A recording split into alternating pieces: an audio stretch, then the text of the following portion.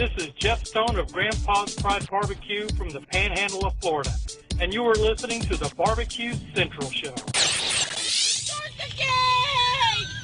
Let's go! We'll do it live. Okay. Well, do it live! I'll write it and we'll do it live!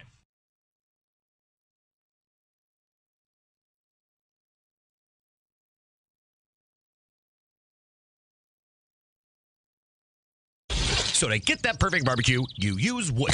Are you sure it's safe? Whatever. We put the lighter fluid on, strike the match, and... Oh! Should we call the fire department? That might be a good idea.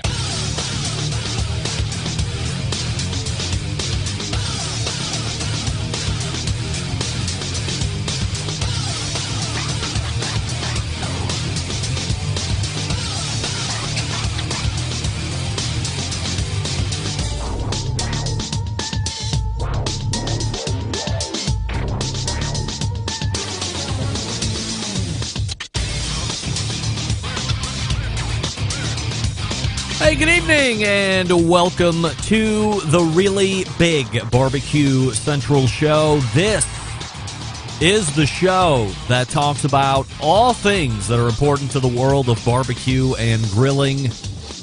The show, of course, originating from the Rock and Roll Hall of Fame city, Bomb City, USA, Cleveland, Ohio, the barbecue capital of the North Coast.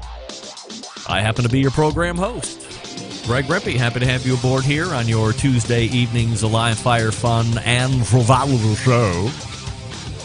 If you want to get in touch with me this evening, here's how you do that.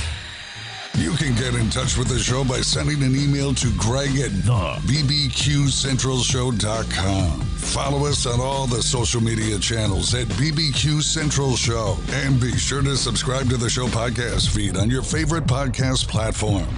Anything else you want to find out about the show can be found at the main website, thebbqcentralshow.com. And here's what's happening in case you get the newsletter, which you can also subscribe to on the main page of the website. By the way, if I might send out a request to any and all listening, especially those that have any kind of a relationship with a website builder, I'm not looking to break the bank, but quite simply, mine is horrible now. It was great 15 years ago. Now it's a little outdated. So I'm looking to bring it into the 2022s of the interwebs. So if you are somebody that builds these things, I'm happy to talk with you a little bit, contract potentially. Maybe we can get some things going. Maybe you've had some work done by somebody who you're very excited about and happy with the results. I would also like to know about that as well. Please send that along to me, Greg, at thebbqcentralshow.com. Anyway, here we go. Second Tuesday of the month. Of course, that means maybe a visit from none other than the creator of the most heavily trafficked barbecue and grilling website ever on the face of the earth, Meathead, from AmazingRibs.com. Now, as you would recall, Meathead was set to join us last month, and I'm not sure exactly what happened. No Meathead. However, I can tell you right now, right up front, 100% stone cold lead pipe lock. Meathead will be in here this evening. And the reason I can be so confident in saying this is that last month at this specific time, as I look in my switcher box, it was a blank screen. Right now, as we are looking at the switcher box, there's Meathead right there. Look at him. Showing you right there. There he is. Give me the middle finger. I see. So he's ready to go unless something happens between now and 11 minutes from now. Who knows what could happen? The world could blow up. But at this specific moment, he's ready, locked, and loaded. We're going to be talking about combustion, and who knows what else we're going to be talking about. So Meathead in his 14 past segment. Then 35 past the hour, we will be joined by our now regular second Tuesday of the month guest in the first hour at 35 past, the author of the Q Sheet, the barbecue editor for Southern Living Magazine. Perhaps that's the contributing barbecue editor for Southern Living Magazine. He's also now a newly found food critic out there in Charleston, South Carolina. It's our pal, Robert Moss. Yes, sir.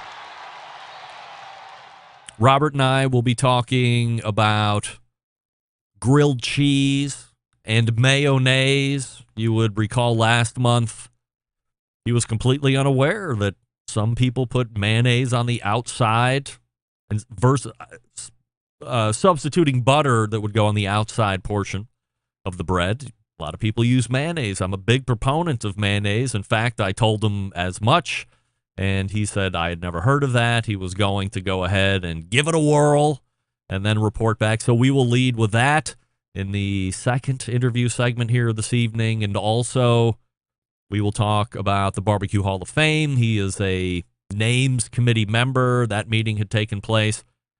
And, of course, I will be on promoting the special show that will take place tomorrow at 3 p.m. Eastern, where Emily Park from the American Royal and I will be exclusively announcing the 9 finalists' names. And then 2 weeks from tomorrow, on the 25th, we will be announcing who the class of 2022 is exclusively on the show. That is, of course, unless semi-famous Dave decides to blow his load all over our faces again like he did last year. We're hoping he can keep it tight. The proper people have gotten in touch with Dave, semi-famous Dave, and his social media team and said, put a clamp on it, 2022. We're going to be very, very excited about all of this exclusivity. And really, what's exclusivity if it's all out in the open? You've lost the whole exclusive part. Nevertheless, that's your first hour. Then we'll move to the second hour. This coming weekend is the opening of the biggest barbecue competitions of the year. And, of course, that takes place in Tennessee, Memphis to be exact. Tim Shear from Shake and Bake Barbecue will be joining me to talk about his run-up this coming weekend. His pal Brad Leiniger from Getting Basted and himself won the pork shoulder category last year. A couple KCBS cooks wedging into the MIM situation, coming out world champs in the shoulder.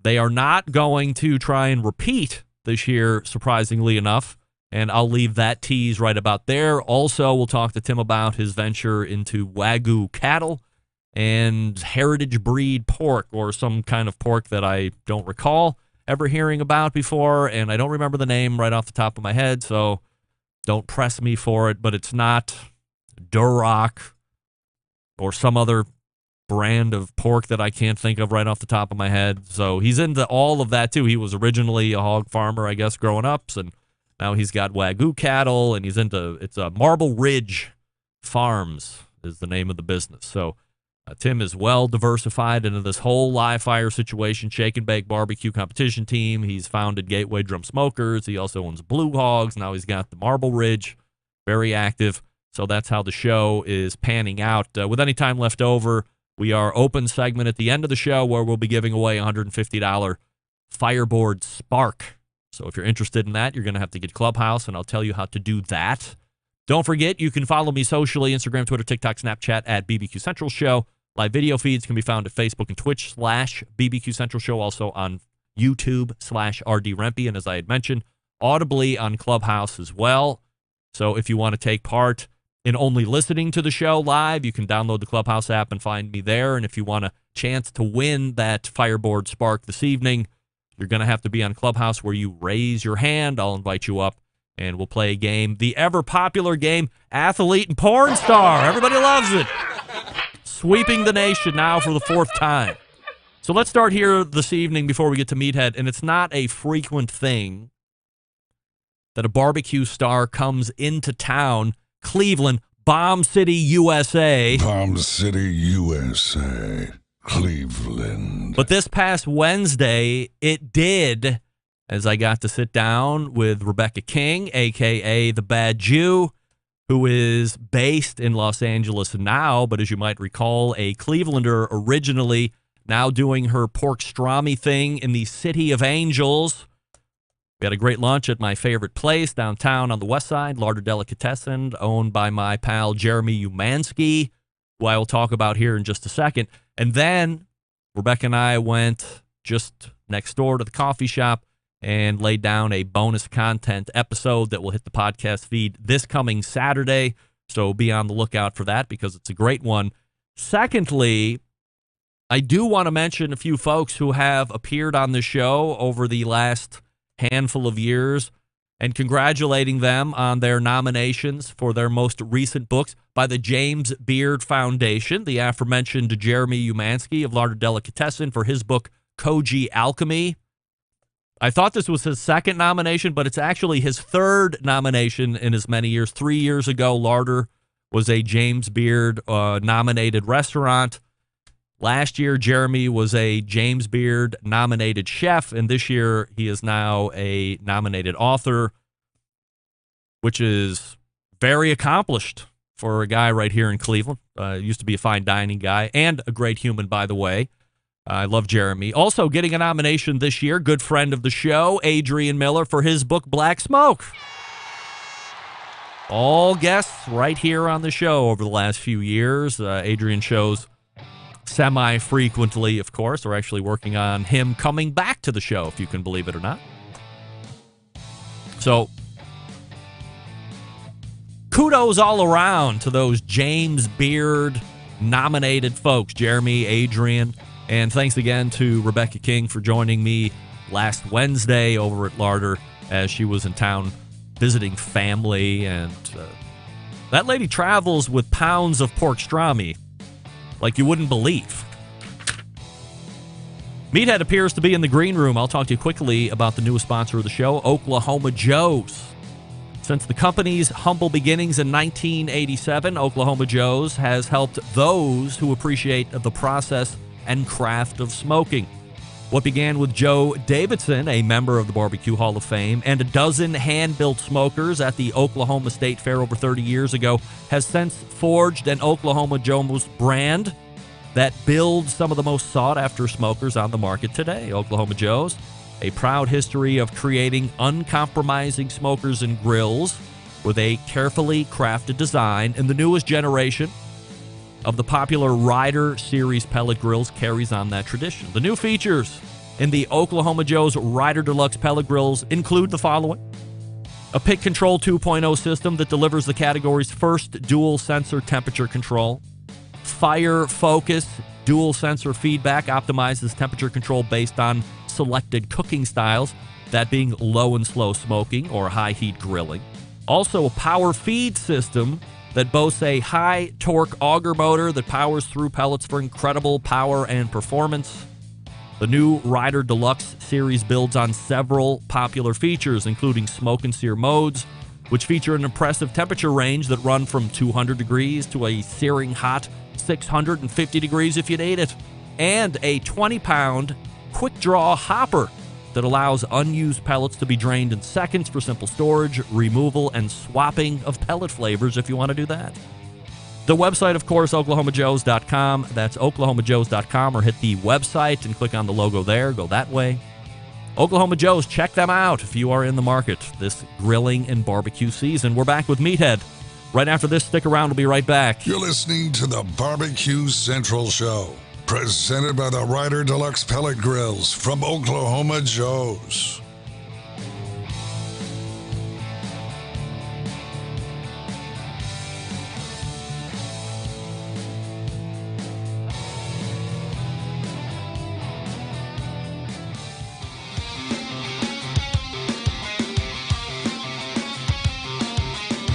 Broadcasting live from the BBQ Central Show studios in Cleveland, Ohio.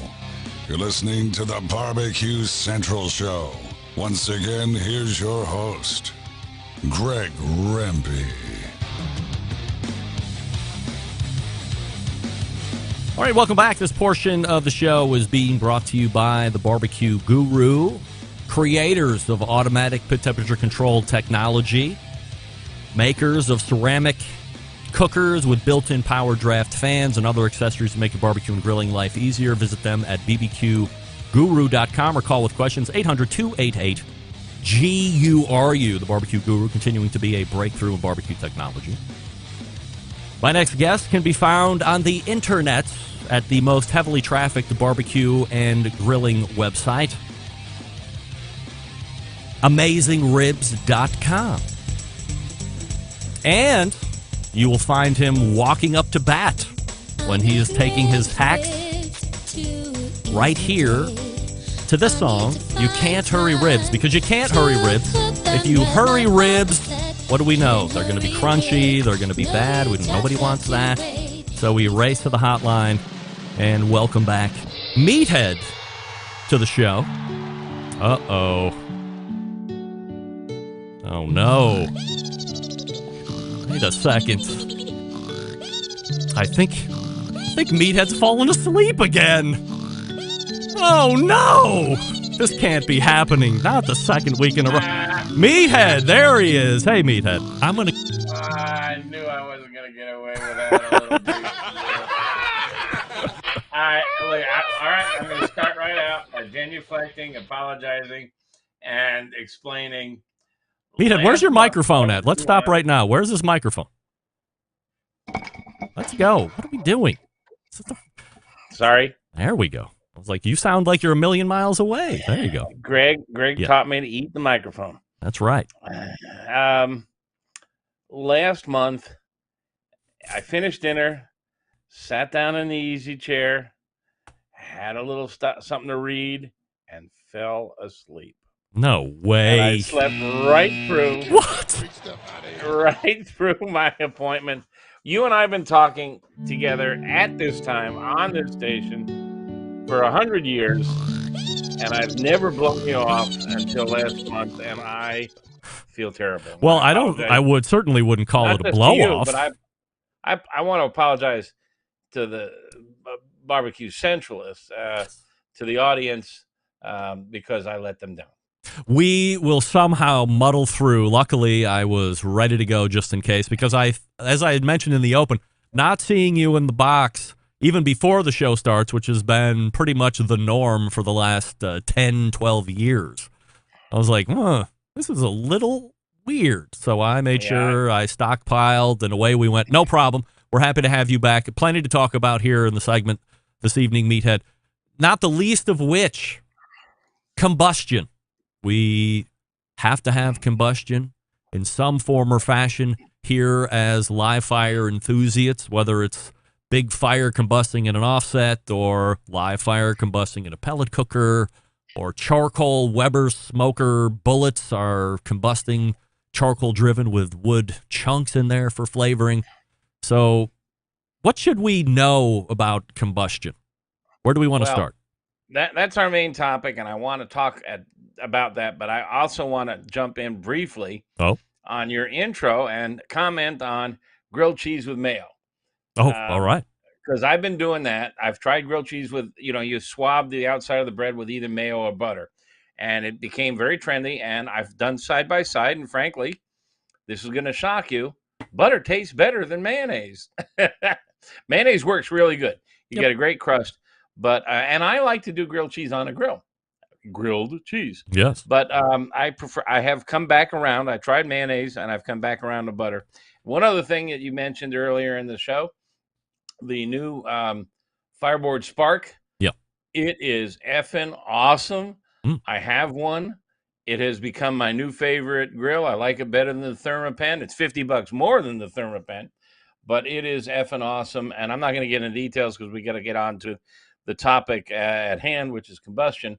But people need to pay attention to this new thermometer. It's very cool. Are you saying that you can detect a flavor when you use mayonnaise versus butter, or there's just a general nondescript flavor difference that you prefer butter over mayo? You can taste butter. Butter has flavor, and you can taste butter on a grilled cheese sandwich. I can. Okay. It's not a huge difference, but I can taste the butter, and butter tastes better. Fair enough. Butter is wonderful. So we were going to talk about combustion. Yes. And this is an interesting topic, and it goes to anybody who cooks on either gas, charcoal, logs, pellets. We're burning something, and that something produces energy, which is we call heat, and heat cooks food, and also it produces smoke, which produces flavor. And there are a lot of things that I have learned about combustion over the years from talking to our science advisor, Professor Greg Blonder. Also, I've talked a lot with Bill Carew, who built the BBQ. He's a engineer, and he understands combustion an awful lot. And then I've just done a lot of research, and all these guys who are out there cooking on stick burners, and I cook on a stick burner occasionally. And one of the bottom line concepts is when it comes to oxygen, give it all she's got, Scotty. Yeah. We have come to think of controlling oxygen as a way to control temperature. That is to say, closing down the vents, closing down the chimney, starving the fire, and it does control temperature. But what happens is it doesn't allow proper combustion of the gases and the byproducts of pyrolysis, of the degradation of the wood or the charcoal. And when you choke back oxygen, you are setting yourself up for some funky flavors. Now, it's important to understand there's smoke comes in a variety of flavors. You do not want black, brown, or yellow smoke. They are laden with creosote and other compounds that give you funky flavors. White smoke is not bad, but it's not as good as the blue smoke that is the holy grail that everybody seeks. And it's called blue smoke because it's barely visible. And it's barely visible because the particles that have escaped through the combustion process are so small that they don't refract light. White smoke are larger particles and they refract more light. Now, white smoke is not awful, and it works just fine. But the goal, particularly for long and low and slow smokes, is blue smoke. And you get blue smoke by small, hot fires with as much oxygen as you can give it. And if you go and look at these top pitmasters at competitions, if you go look at Darren Worth, for example, who cooks on a Jambo, anybody cooking on these horizontal offset log burning stick burners, they call them, you'll see that often they have the door to the firebox open almost all the way, and the chimney open. And if you look inside, you'll see it's not a lot of wood burning. They will toss on a log every now and then, but what you primarily see in there are embers, chunks of wood that have burned down to charcoal. And then they throw a little wood on there, and it's hot enough that it will burn off. If you've ever thrown a log onto a fireplace fire, you see in the end of the log, the phloem and phloem, the highways that run through wood run parallel to the surface. So if you throw a log on a fireplace fire, you'll see the very first ignition is some sort of a yellow flame coming from the ends. And those are gases coming out. Now, even before those gases come out and ignite, the first thing that happens is water comes out. If you harvest a log from a live tree, it's going to be almost 80% water. And you don't want to burn that. You use up a lot of energy boiling off the water. And the water boils off, well, in theory, it boils off at 212, but because of all the other compounds involved, it takes it up to about 230, 240, 250 to burn off. But it can't go much higher. So when you throw a log on, and if it's got a lot of water in it, you'll see a lot of white poofy smoke, but it's not really smoke. It's steam. And that's true of when you soak your wood.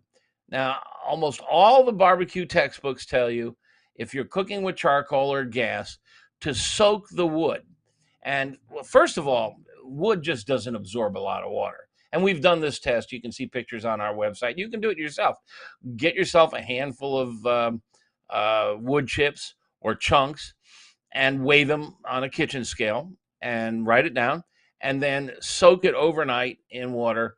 And most recipes, most barbecue cookbooks say just soak it for an hour or so, but soak it overnight, and then take them out of the water and pat this water off the surface, because that's where most of the water hangs out. There's a little fuzz on the surface, and the surface tension keeps it there.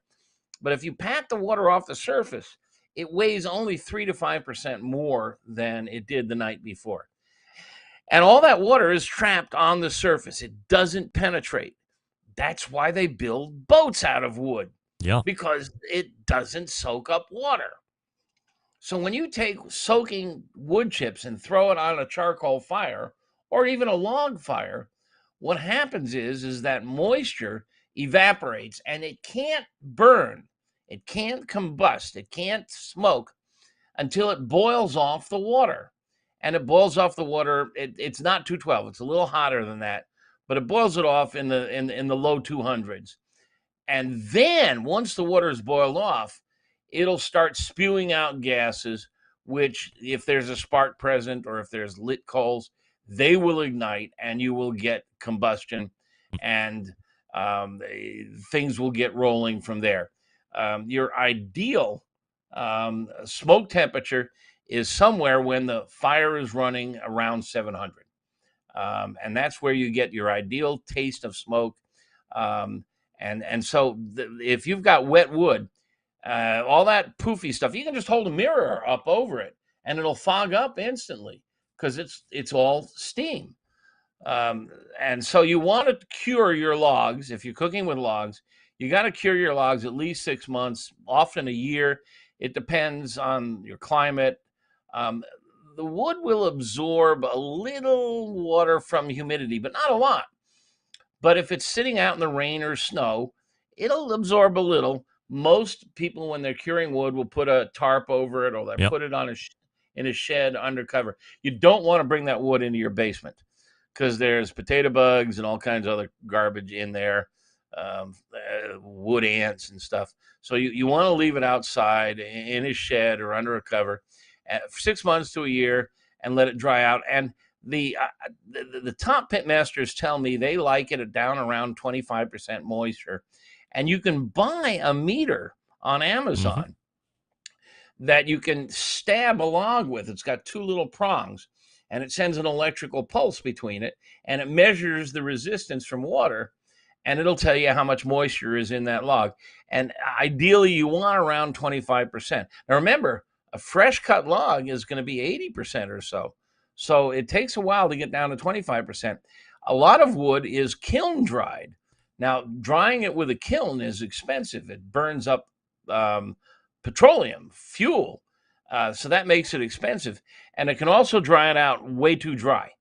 So in general, you want air dry. You want around 25% water.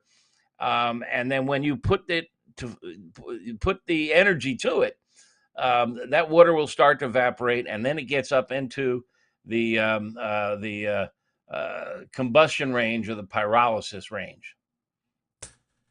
Do we have any idea where the instruction to soak wood chips came from? Do we know where that first started to appear and everybody just latched onto it as gospel? Because I remember when I first started getting into it, there was this doohickey that you could throw a whole bunch of wood chips in, fill it up with water, and then this top spun down to press the wood chips down into the water, so it kept them completely submerged. People were making money off of it. Yeah, and when you're dealing with chips, I mean, you can actually absorb some water because it's a very thin amount of wood, and so there's more surface area, and it'll gain a little more water than if you're dealing with chunks. But I don't know where it came from, Greg. It's been around forever. And what you really want, and this goes for gas grills too. A lot of people will tell me that they wrap the wood chips in aluminum foil and they'll poke holes in the foil. What you're now doing is you're starving the wood for oxygen. You're causing the wood to smolder. And so you're going to get white puffy smoke, which is okay. But what you really want is you want that wood to ignite. On my gas grill, I get a chunk of wood, maybe the size of a fist, or 2 or 3, and I'll throw it down onto those flavorizer bars right above the burners, and I want them to burn. I want them to catch on fire and ignite. And yeah, you go through more wood, but you get better flavor. When we talk about that white puffy smoke, as you had mentioned, the sweet blue is what all the barbecue pitmasters pine for and try to achieve. Best tasting smoke, as you had mentioned. For comparison's sake, the white puffy smoke, as you said, not bad, but this is stuff that those smoking guns are generating, like with the wood dust that people are making smoked Manhattans out of, unless you're taking it to, I've seen a lot of elaborate cocktail things coming down where people are burning boards and slamming glasses down on top of the burning board after they blow it out, but that's still more white smoke than blue smoke. So that's what you're talking about. It's not terrible in flavor. It's actually maybe a little bit more potent off the top because it is white, so it gives you that pop of smoke that you're looking for. Yeah, I mean, if you're doing a fillet of fish, I mean, you got to hit it with smoke in a hurry because it's only going to cook for 15 to 20 minutes. So you just need to load her up with smoke. So puffs of white smoke are not bad, and it's what our favorite hobby, our barbecue and grilling hobby, is complicated. I mean, there's a lot of science involved, a lot of chemistry, and every time you go out and light that grill, gas, charcoal, pellets, logs, whatever, you're starting a physics and chemistry experiment. And it's not so complicated that you got to be a scientist, but understanding the science helps. And if you'll forgive me a little plug here, that's a big part of what our website, AmazingRibs.com, is. We talk a lot about the science, and my book, Meathead, The Science of Great Barbecue and Grilling. And understanding some of these concepts will get you there further and faster than just doing what Daddy taught you to. We have a couple minutes left, Meathead. Anything on combustion that you haven't covered or other things we'd want to take into consideration as we get to our next cooks? Yeah, there's a lot of controversy surrounding it, and I try to deal with it in some articles on AmazingRibs.com. Just go there and search for combustion. There's some interesting questions about the bark on the log. Is that a good thing or a bad thing? Bill Carew, Bill built a device called the BBQ, and the BBQ is an amazing smoker. It's the best smoker I've ever worked on. It burns logs, and what's clever about it is you put the wood in, and there's a fan that pulls the smoke down through the embers. On most log burners, the embers are below, and the wood burns, and the smoke goes up and into the food chamber. In the BBQ, the smoke goes through the embers, which really burns off the impurities. It's a great device. It's expensive, and you got to sit there and feed the logs, and it's you just bring a book and a beer, but the output is fantastic. Bill really understands smoke and combustion, and he says, "I pity the people who chip the bark off their logs." I didn't think it makes that big a difference, and that's fascinating because I've heard a whole bunch of debate on that subject. And then the other thing I want to mention, if there's enough time here, is that don't obsess over what kind of wood. A lot of people obsess. Oh, see, I'm cooking ribs today, so I better have hickory. Tomorrow I'm going to do turkey, so I'm going to switch to apple wood. And then, I can smell the differences between a lot of the woods from the smoke. You can smell them, but I can't taste them. Now, I know I've had people say, well, you just have a lead tongue, but I don't want to get into the braggadocio stuff, but I was the wine tasting champion of Chicago. I was on the USA wine tasting team. I got a pretty good palate. I understand how it works. And I just cannot taste a piece of meat and say, oh, well, that's hickory. Oh, that's mesquite. Oh, that's apple. I can often smell the smoke and say, oh, I think that's hickory. And usually I'm in the neighborhood, but the taste I can't necessarily. So don't obsess over wood. My advice is find a wood that you can work with and use it all year round. Stick with it as long as you can until you master fire control. Mastering fire control is important. And that's even important on charcoal. You know, we talk about charcoal. You want the coals glowing and coated with ash. And the reason that they have been accused of putting out bad flavors is when cold charcoal is first ignited, it exudes gases that can malflavor the food. So you want to get it fully ignited so that all those gases, and you have a nice bright orange flavor on a bright orange color, I should say. On a gas grill, on the other hand, you want a blue flame. It's all very complicated, and I've written about some of this, and it's a lot of fun, and it's interesting. And maybe next month we can talk more about charcoal. All right, we'll do that. And I'm with you, Meathead. I don't think I can possibly pick out by taste species of wood. Also, I would agree that most of the time I can pick up olfactory what kind of that wood is going to be as it's burning. Outside of mesquite, which I probably have a 50-50, maybe 75% chance of eating something and going, that's mesquite. Everything else is a toss-up, and it's more how heavy or not heavy it's on the food and how it's going to affect it. So agree with Meathead here. I was just going to say, mesquite and hickory tend to be pretty strong flavors. Yep, no doubt. Read more about it at AmazingRibs.com. And as Meathead said, next month we will touch on charcoal as well. Meathead, always appreciate the time, and we will see you in June. And I will try not to sleep through it. All right, we'll hold you to that. Meathead from AmazingRibs.com, and talking about combustion. A lot of great information there. Once again, if you've never visited the website, shame on you, and you should get educated now by going to AmazingRibs.com and check it all out. Robert Moss is ready to go. Before we get to him, I will talk to you about your barbecue fitness level. What does that mean?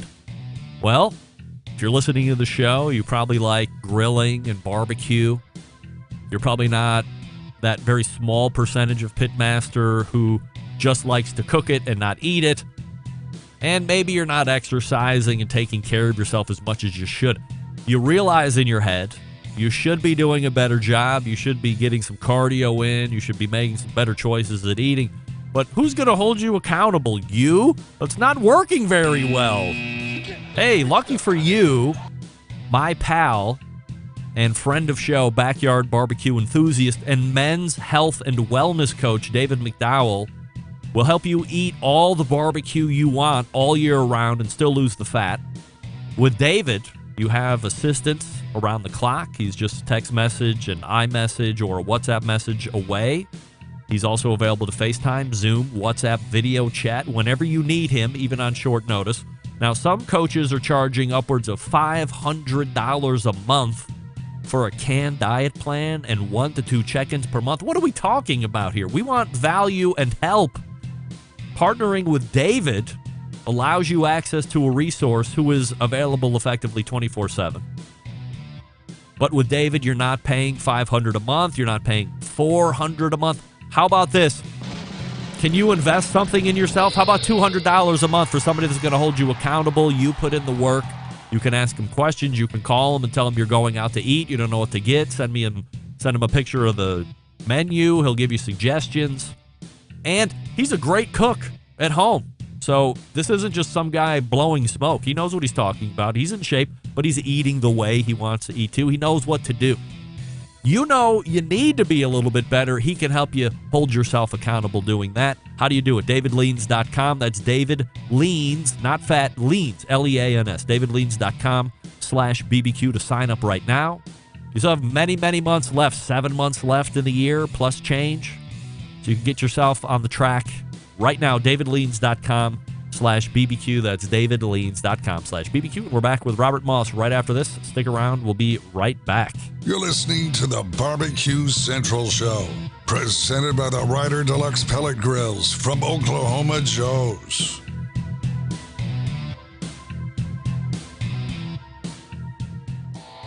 Howard Stern, Jim Rome, Dan Patrick, and Greg Rempe.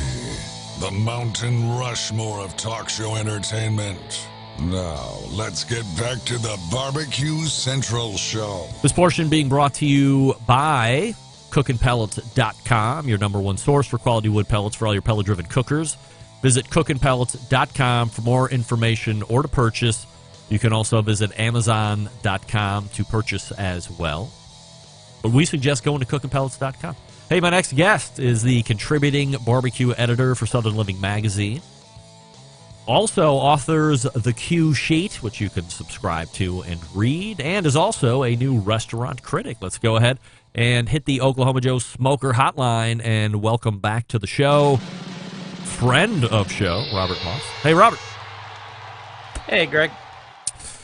So I was talking with Meathead a little bit ago, and he unsolicited weighed in on the mayo grilled cheese and butter grilled cheese, which we're going to be talking about here in a second.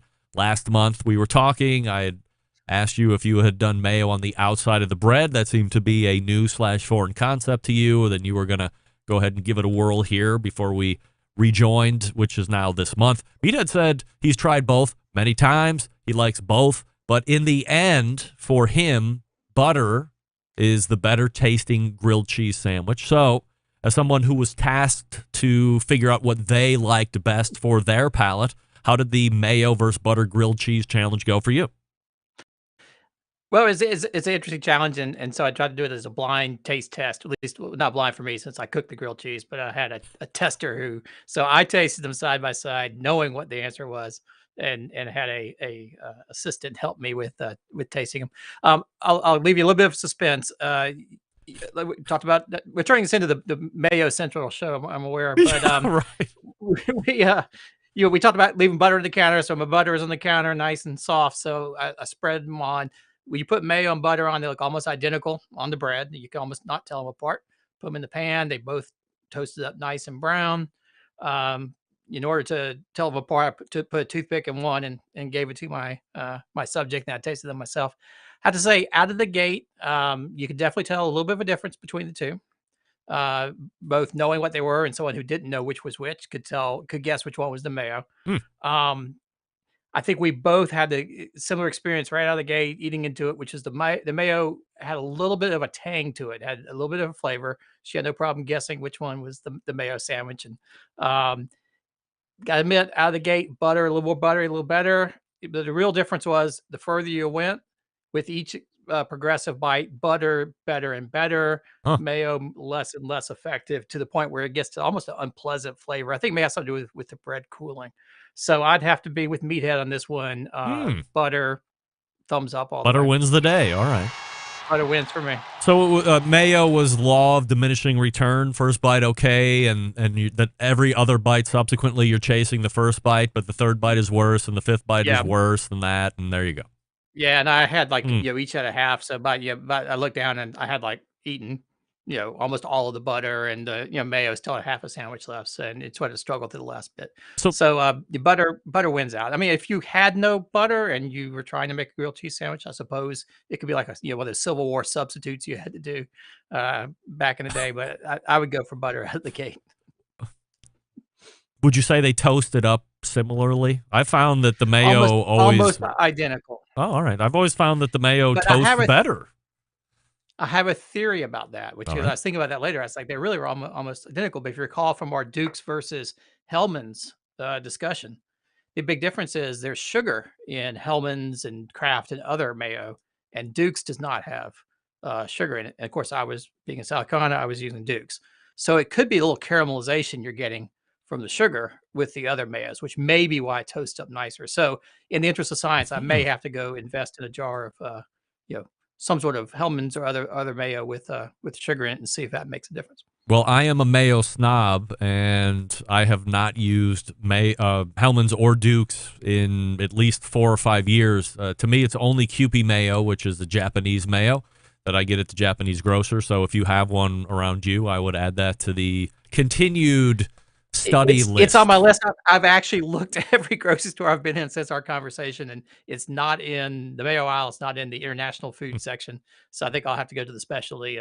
We do have an Asian market nearby, so I'll go there and try that out as well. So we'll have to have a full lineup here. Maybe before the June show. All right, so we have potentially a third month of at least touching on a mayo topic, which is probably something we didn't think was going to be born out of this from last month, but anxiously following the leads where they take us. Another topic this evening, Robert, is pork, but for barbecue folks, and potentially regionally this differs, I think of pork in a couple different ways. I think pork tenderloin. I think pork chops, which I'm not a huge fan of, but I can appreciate a properly cooked pork chop. But usually for me in the barbecue realm, it's either ribs of some sort or it's a pork shoulder, which ultimately gets taken down into pulled pork. But there's also, especially like where you are, chopped pork. And these terms are not interchangeable. Pulled pork is not chopped pork is not pulled pork. So what's the history and backstory of pulled pork and chopped pork and where they differ? Yeah, this come up a lot lately because I'm starting to get become more and more of a crank about. You'll see if you read the cue sheet, I'll often will make wisecracks about pulled pork versus chopped pork. When being a Carolinian, I'll say chopped pork is a proper way. Very very different. And up until really the last 20 years or so, was a very regional thing. Though it's sort of like brisket is spread everywhere. Pulled pork has as well. Here in the Carolinas, I still remember when I was probably the 90s. When the first time I heard pulled pork, and I think I was like a lot of people, it was a weird, funny sounding term, sounded a little bit maybe slightly dirty. A lot of people could make little risque jokes about it because in the 90s, term a lot of people in the Carolinas never really heard of the term.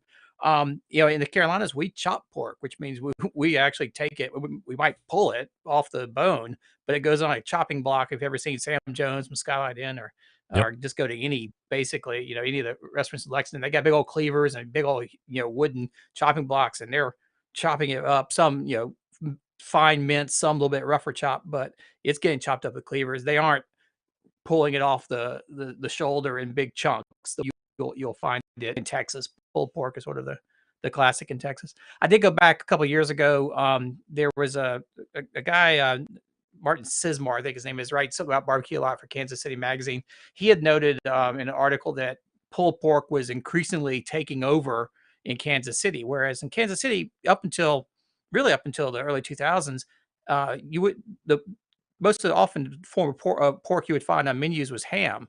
You can always get city ham sort of cooked or smoked on a barbecue pit.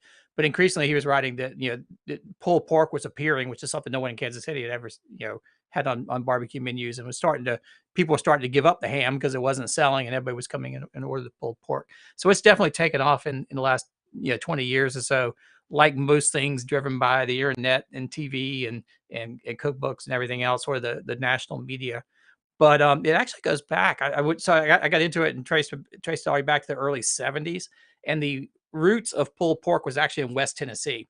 And it was used in West Tennessee, which was whole hog country in Tennessee back then, to differentiate from the kind of pork you might get in Memphis, which would be pork shoulder that was chopped with cleavers. And they would actually pull it off the hog. If you ever see anybody pull pork off of a whole hog in log strands, that's sort of where the name came from. And it's sort of the Kroger grocery store chain picked up on it at some point and sort of spread from West Tennessee, sort of outward from there. And then by the 1990s, 2000s, writers from other places started picking up on the term, and it sort of spread. So I'm getting pretty, I don't know, dogmatic, I guess, that if you're in the Carolinas, at least, if you get your pork, have it chopped. Don't ask for pulled pork, because that's an invasive species in these parts.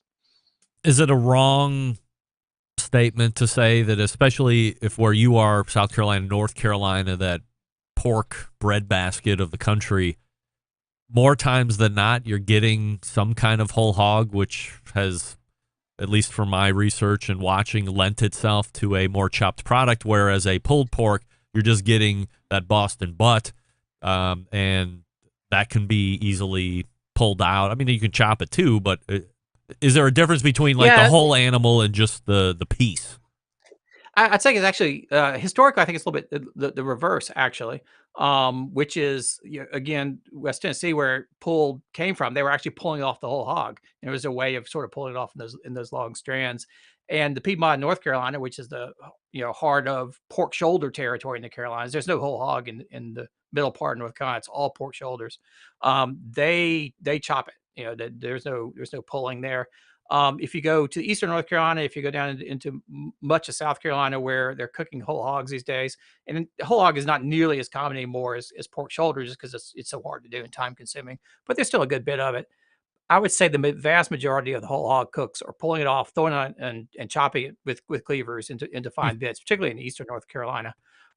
There are some exceptions to that. Scott's Barbecue in Hemingway, South Carolina, which is where Rodney Scott got his start before he became a nationwide barbecue restaurateur. They do actually pull it. They don't call it pulled pork. They call it barbecue, but they actually do pull it off the whole hog on the pit into strands. But most of the other whole hog cooks, at least the well-known restaurants, they're throwing it on a board with a cleaver and chopping it to bits. And in some places, like at Skylight Inn in Aden, they actually are seasoning it with vinegar and hot pepper, salt and pepper, and chopping all that right into the meat as they're chopping it in. So I would say whole hog is actually probably, at least in the Carolinas, the more common way of doing it than pulling it. Is it just texture from a mouthfeel? Is that the only difference between that and pulled?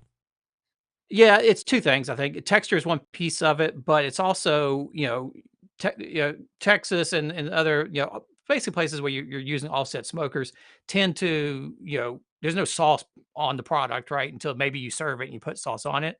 In the Carolinas, most barbecue, almost all barbecue, at least traditional barbecue, is sauced before it's served to you.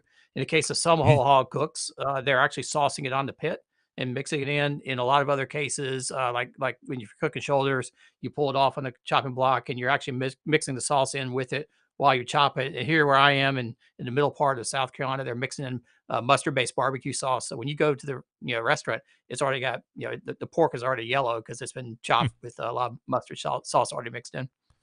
Interesting stuff here. We're talking with Robert Moss, robertfmoss.com, his website. You can also sign up for the cue sheet that he writes as well. A couple minutes left here, so let's go ahead and talk tomorrow. We are announcing with Emily Park here on the show an exclusive 9 finalists that will be in contention for 3 of them getting into the 2022 BBQ Hall of Fame here, and everyone is awaiting who the finalists might be so we can argue over the next 2.5, 3 weeks of who should be inducted this year. You said on that panel, work through the main tank of names. So how do you feel it went this time around, and are you satisfied with the names chosen? Yeah, I thought really, really well. Just, for reference, people may not know the process. It's sort of open nominations. There's an online web form, and anybody who wants can go and nominate, people they think are worthy to be considered for nominations. And then there's the committee, which I'm on, which is about 6 or 7 of us. And we basically take that big funnel of names and whittle them down to 9.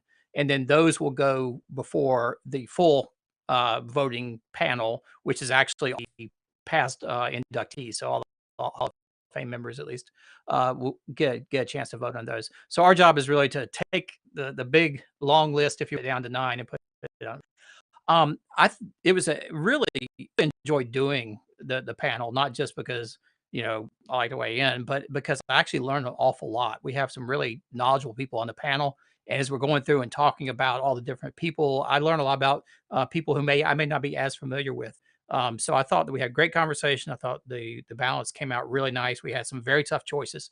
It's really tough to narrow it down to 9, but I do think at the end, all of us, at least, I think we all agreed when we looked at this is a strong list, and we feel like it's a good slate for the full panel to choose from. I'm not going to ask you to reveal any names here because we only have to wait a short time until tomorrow to learn it all of ourselves here exclusively on the Barbecue Central show. But who was left off the list this year that you think should have been on? Who was somebody that maybe you championed that nobody else bought into? I can't tell you that. You are going to lure me into that. What are you talking about? It doesn't matter. They're not on the list. Who's your favorite that didn't get in? Anyone who I championed would be on the list, right? 'Cause I would have browbeat everyone into accepting it. But no, I can't say that there's anybody who's not on the list who I think it's a grave injustice that they weren't. I think there are a lot of people in the bubble, but if I tell you who those are, that will give away who the list is. And I don't want to spoil Emily's surprise for a second year in there. All right. So, yeah, well, I certainly appreciate that more than anybody since Semi-Famous Dave decided to ruin it for everybody last year. In the meantime, you can find Robert Moss over at robertfmoss.com. Sign up for the cue sheet and you can find him here on the second Tuesday of the month, 35 past the first hour segment. Robert, always appreciate the time of the conversation. We'll do it again in June. All right. Thanks, Greg. Appreciate it. You got it. All guests appear via the Oklahoma Joe's Ryder Deluxe Pellet Grills hotline. And that's Robert Moss right there, of course. RobertFMoss.com is website, as I had mentioned. And be sure to sign up for that Q sheet. Lots of great reads, info, deep dives, medium dives. And it sounds like we might hit on mayo again next month, which is even better. Let me talk to you quickly about Green Mountain Grills, some of the best pellet cookers out there on the market today, a choice line and a prime line, depending on what you're looking to spend, what kind of features and benefits that you're looking for. That is going to dictate which line you want to get. Only sold through dealers, so go to greenmountaingrills.com, find a dealer near you, and then ask that dealer, which one should I buy? They'll ask you, what are you looking for? How many people are you going to feed? How often do you think you're going to use it? Do you want any technology? All these educational tools that they have been trained from Green Mountain Grill with will now help you pick the best one that's right for you. No buyer's remorse here. No. Once you leave with whatever one you choose, you'll know that it is specifically for your needs. You'll be educated on how to use it. You'll have success right out of the box. And maybe you go somewhere where it's not success out of the box. You can just take it home already put together so you can have success right on your patio or on your deck, whatever it is that you cook on or wherever it is you cook. You can go to the website greenmountaingrills.com, get spices, rubs, sauces, other accessories to complete your Green Mountain Grill cooking experience. But in any event, pellet cookers are all the rage right now. I mean, look here on this show, Green Mountain Grills, Yoder, newest sponsor of the show, Oklahoma Joe's, just to name a few. So they are absolutely going popular and more popular each and every year. Everybody in my neighborhood has at least one or two cookers, and one of them is typically a pellet cooker, varying makes and models. So do this. Go to greenmountaingrill.com, find a dealer near you, visit the dealer, and then you're off and running from there. That's greenmountaingrills.com, and we hope to hear the ruling from the ITC soon on the rulings of patent infringement. So I will keep you up to date there. Follow me socially. We're back to wrap the first hour right after this. Stick around. We'll be right back.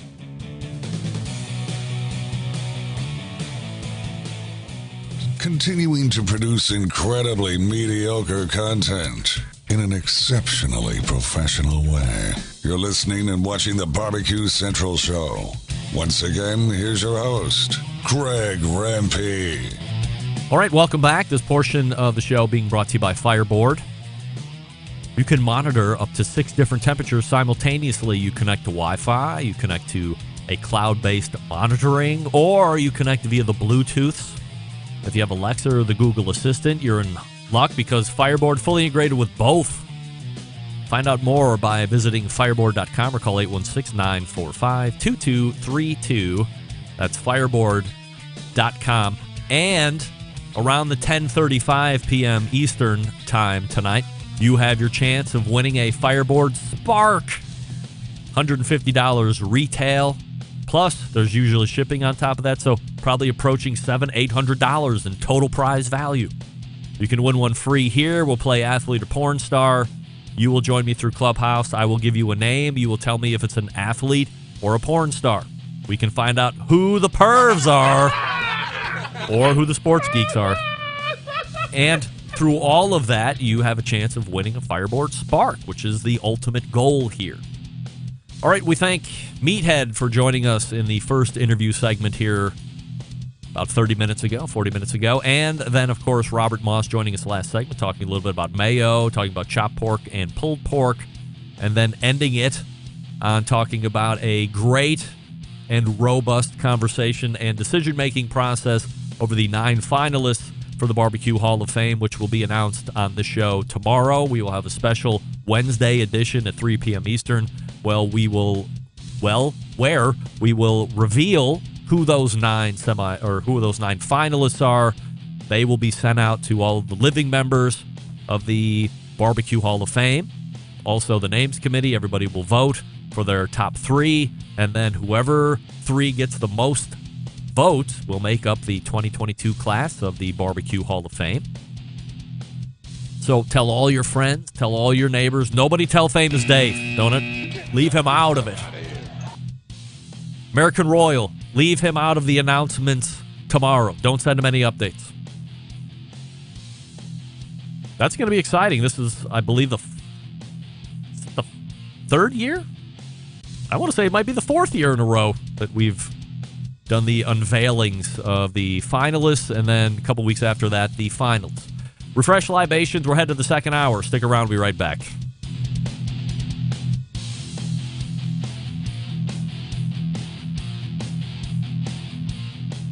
Hi, this is Briskedor, the barbecue wizard, and you're listening to the BBQ Central Show. Bye-bye! Happy to have you aboard here for the really big barbecue show. Boing. We cook because we have to, and we grill because we want to. Hit me. Fine, how's it going? You have a great show. I'm a big fan. Boing. So what seems to be the problem here? This man looks like he's dead, and he's in the crackle. Charbono! It's all about the charbono, dude! Succulent fish. What? He ate 2 feet for wiener. But listen, Lavernius, shut your face. I'm shaking like a dog shit peach seeds. We have top men working on it right now. Top men. All right, welcome into the second hour. Already there. You are listening to the BBQ Central Show. Perhaps you're watching the BBQ Central Show. It's a show that talks about all things that are important to the world of barbecue and grilling. We do it weekly, live, every Tuesday. We'll do it live. That's right, Bill. We'll do it live. Do it live. Yes. I'll write it and we'll do it live. Okay. In any event, it's a live show from 9 to 11. It's also being recorded at the same time for podcasts. Wednesdays and Thursdays. There's another podcast on Friday that's separate from this show that I'll tell you about here in a second.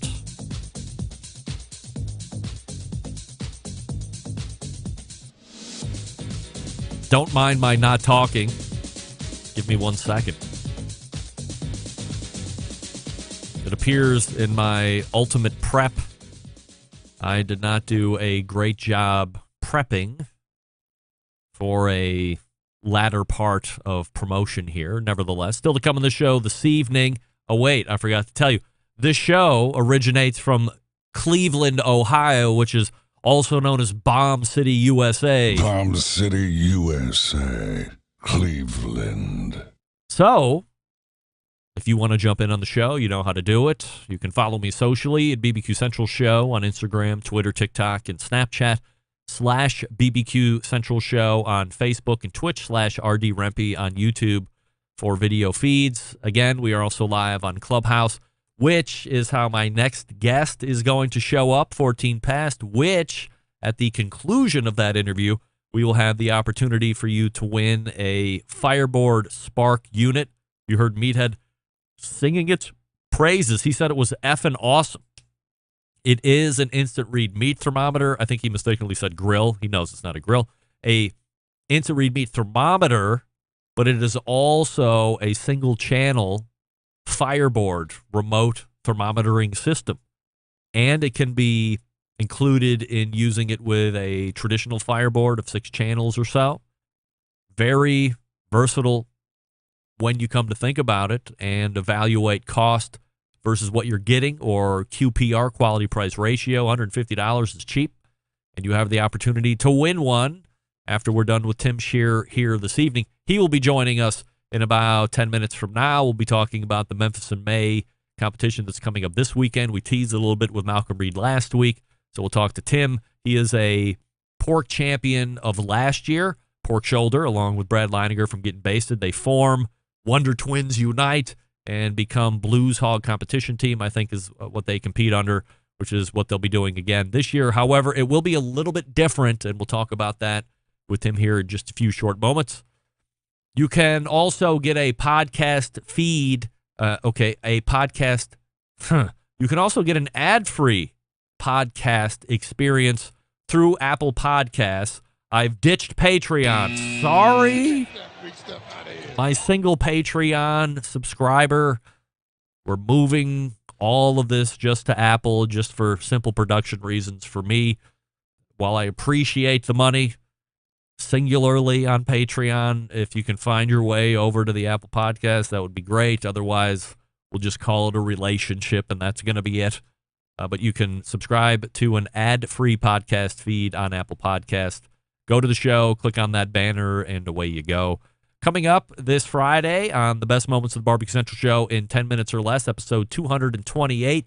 And who do you find on this show? Oh, my goodness. It's like 3 weeks in a row. Doug Scheiding from Rogue Cookers. Now, many of you writing in over the course of last week after Tuesday's appearance that Doug had in the second hour going, man, oh, man, I learned so much from Doug. Doug really broke down the social media game for me, got me excited about Instagram. I know I have to do better. Listening to Doug has made me double down on my commitment on being more active to grow my presence on whatever social media platform that you want to do better in. And then Doug sharing the techniques that he's been using made me realize I thought maybe this is something we have at points over talked about, but perhaps we haven't talked about it enough, or maybe there is a recurring interest in that, or perhaps the show audience turns over enough to where it's something that you don't really know about or haven't really thought about getting better at until you have an expert. Again, Doug's nearing 21,000 followers on Instagram and laid it all out for us. So when he realized it was an asset for him, how he continued to grow that audience, the successful techniques that he uses. And basically what it comes down to is like anything else. You got to work at it. You got to put in the post. You got to feed the beast every day. He does it, and he is reaping the rewards, not only from a sheer following number, but he's also approached for doing promotional jobs and things like this. So go back and listen to Doug last week, and you will hear him this coming Friday on episode 228. Don't forget, if you want to hear a guest or segment again that has been lost in the archives of this show, email John, Jon, at thebbqcentralshow.com. Let him know you would like to hear, and he'll do his best to meet your expectation. Coming up on the Barbecue Central Show for the rest of the month, shows include guest spots from Mr. Jonathan from the Cigar Authority next week, actually.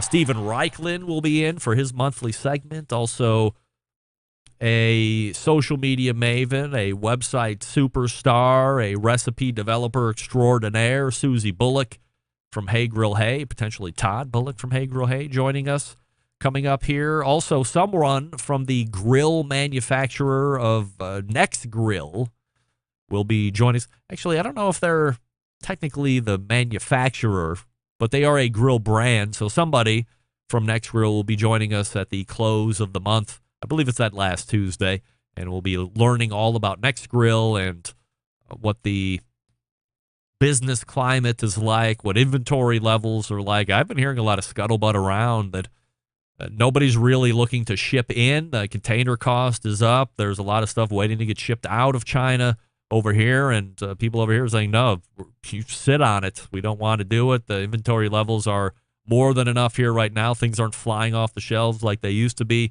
Confirming that through a couple other sources here. Maybe we'll have a segment with a business owner to confirm or deny that here coming up over the next couple weeks.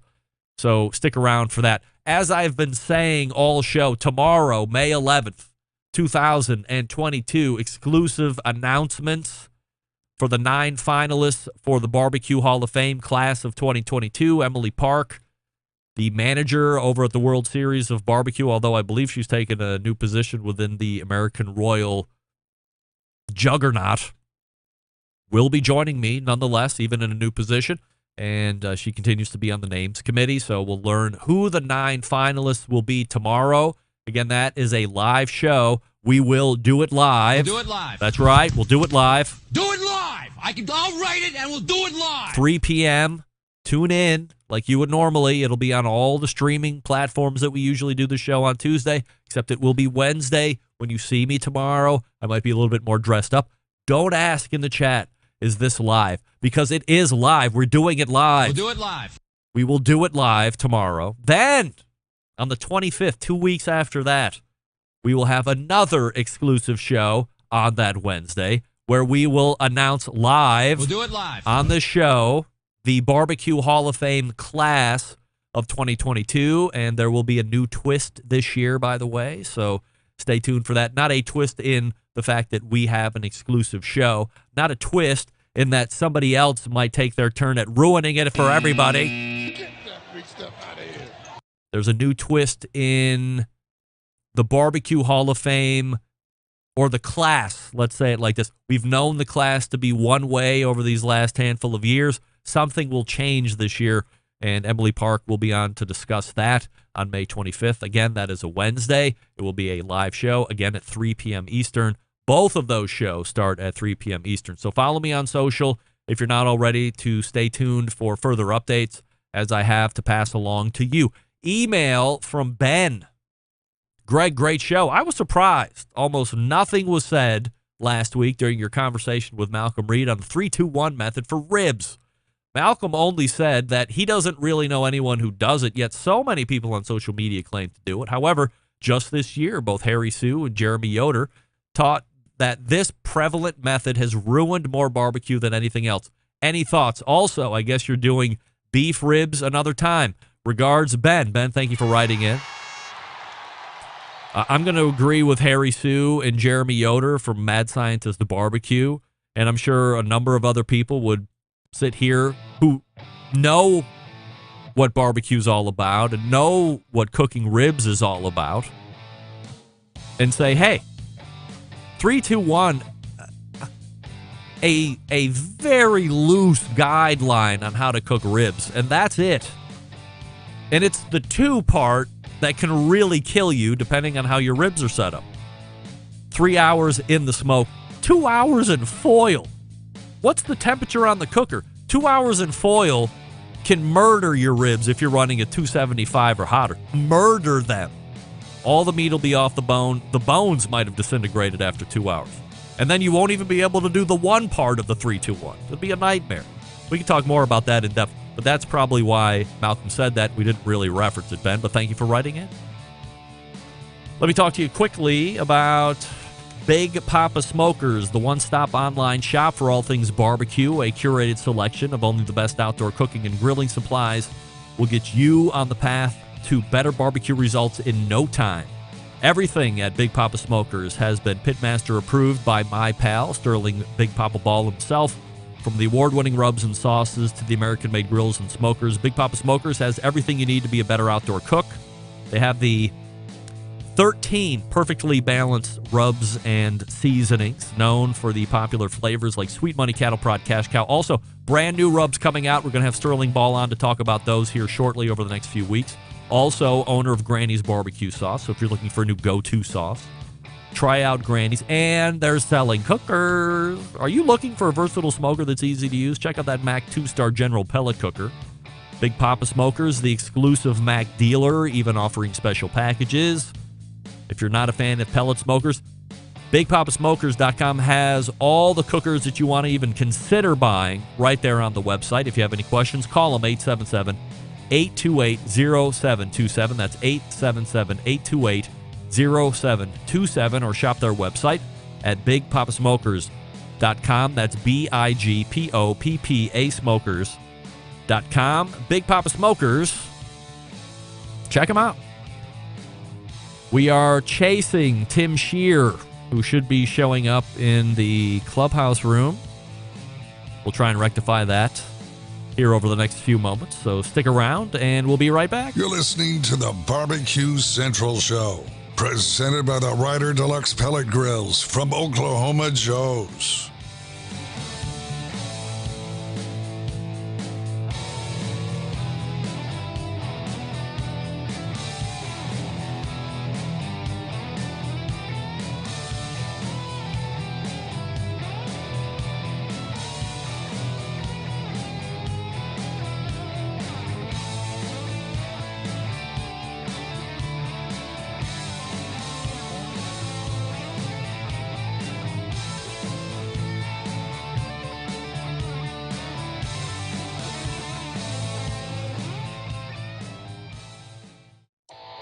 Howard Stern, Jim Rome, Dan Patrick, and Greg Rempe. The Mountain Rushmore of talk show entertainment.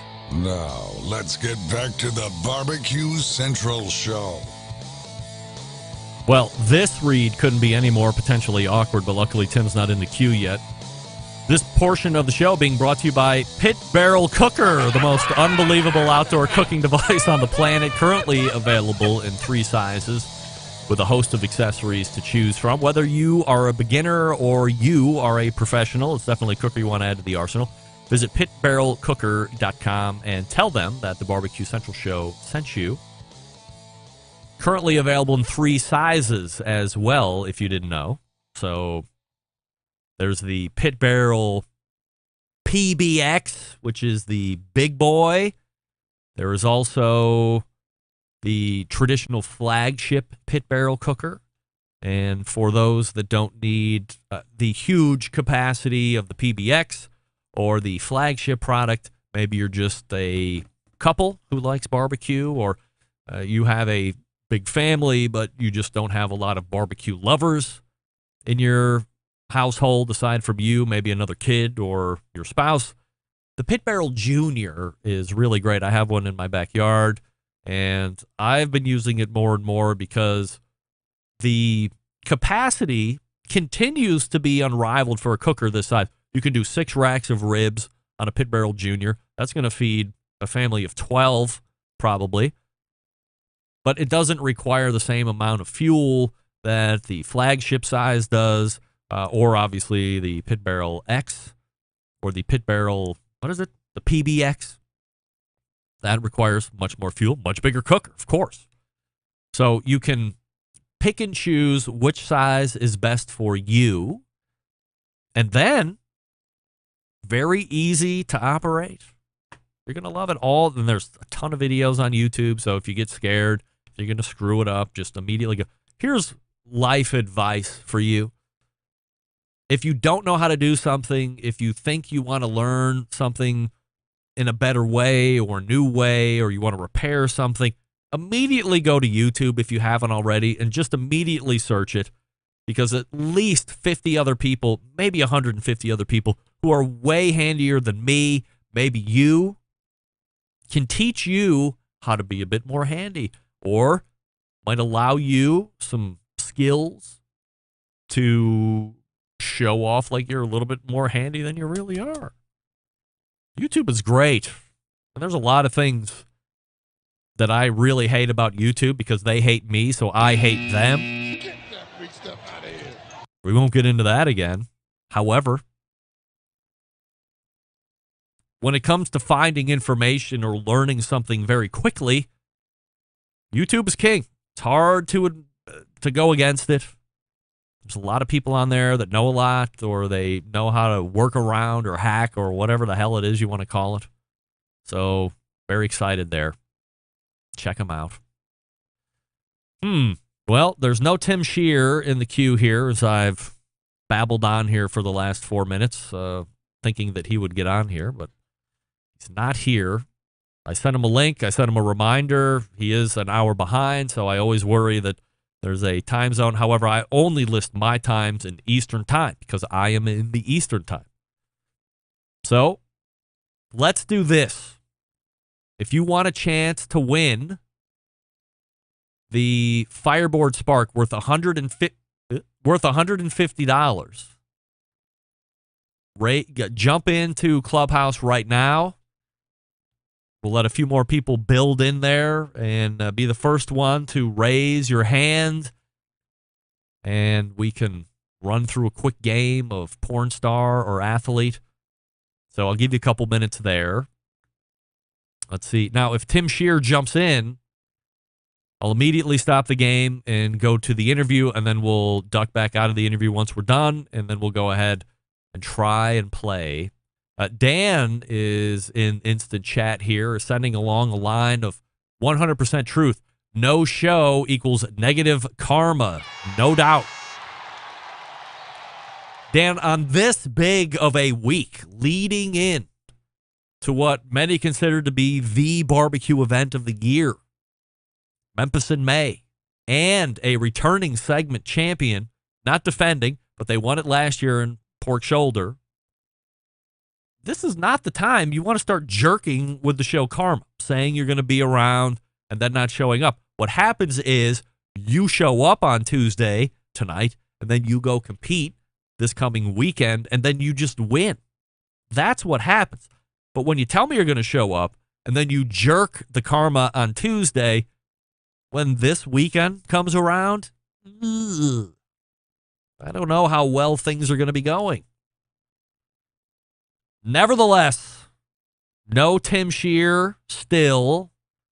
So let's go ahead and play a game. Why not?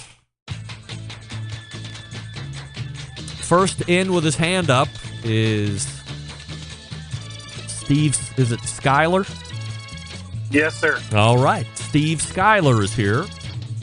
We're going to play athlete or porn star for your chance to win a free Fireboard Spark. That's worth over $150. I've heard rumors that the total prize package might be somewhere around $900. So, Steve, if you are ready to go before we get going, why don't you tell us a little bit about yourself? Sure. I'm Steve. I own a small business called Java Twist, and we pair cold brewed coffee with fruit juice. Many people know what an Arnold Palmer is, Yes. which is like tea and lemonade. We make a coffee and lemonade, and so we won awards with it, and I love barbecue, and a lot of my drinks, I have more than one flavor now, but a lot of my drinks go with barbecue, so I love your show, by the way. Thanks for having me up. All right, Steve. Well, I certainly appreciate that, and here we go. I don't know if you know all of how these game shows work here, Steve, but usually they're pretty simple. I'm going to give you the name of a person, and then you will tell me this person is an athlete or this person is a porn star. And if you can give me 3 of 5 correct, you will win the aforementioned Fireboard Spark, which is currently valued at around $150. Or should I give you a range of $150 to $900? We'll see what happens. Are you ready to play? Yes, sir. First name, Steve. Sarah Vendella. Sarah Vendella, athlete or porn star? Athlete. All right. Final answer? Yes, sir. All right. Lock you in. Steve says Sarah Vendella is an athlete. Is she an athlete? No! Oh, Sarah Vendella, a porn star. But that's all right. We got plenty to go. Steve, tell me, is Gordon Johncock an athlete or a porn star?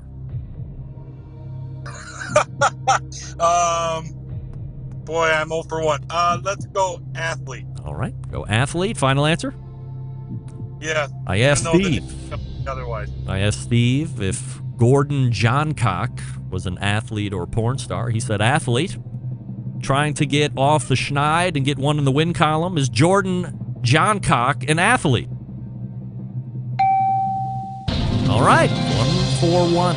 Or 1 in the positive, 1 in the negative. So we're right on track here. Steve, tell me, is Fingers O'Connell an athlete or porn star? Fingers O'Connell. Wow. Let's try porn star. All right. Final answer? Yes, sir. I asked Steve if Fingers O'Connell was an athlete or a porn star, and Steve said a porn star. So is Fingers O'Connell a porn star? No. Believe it or not, Steve, Fingers O'Connell, a widely recognized and popular field hockey player. But that's all right. We still have a couple to go. However, you have 1 to the positive, now 2 to the negative. So you have to get this one in order to continue. Steve, tell me, is Mia Malkova an athlete or a porn star? I think she's a porn star. You think she's a porn star, or you know she's a porn star? I don't know. All right, Steve. I'll let you off the hook. Oh. Final answer? Yeah. All right. I asked Steve if Mia Malkova is a porn star or an athlete. He said porn star, and he was guessing. Is he right?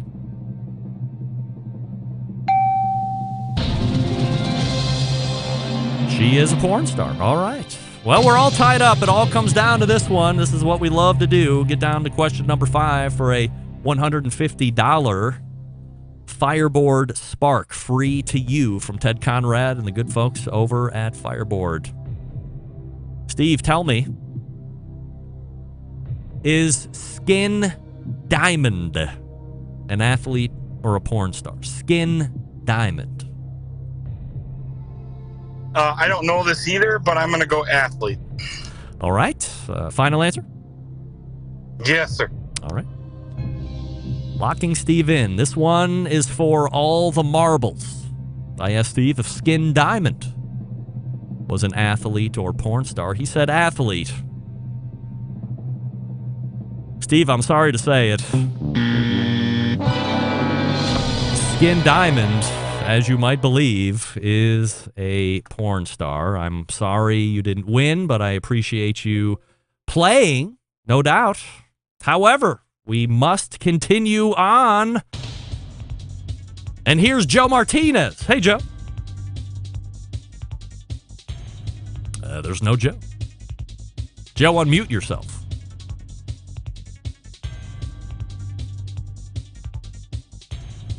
Joe? Oh, no Joe. Let's try it again. Invite him on stage. Joe. I don't know why this isn't working. I can see you. You're right there. Still no Joe? Still no Joe. Those microphones on. He's not. Let's move him down. Then we'll call him back up again. Okay, try it this way. Joe.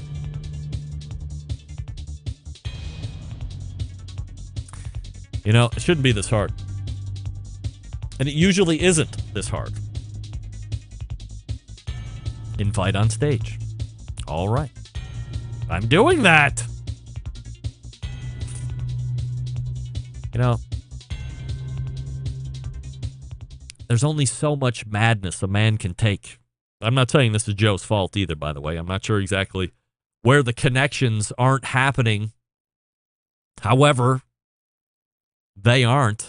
By the way, we do want to thank Steve again for playing all the way to question number 5 and just missed it. So I have the line open too, Joe. So if you're there, all you have to do is speak.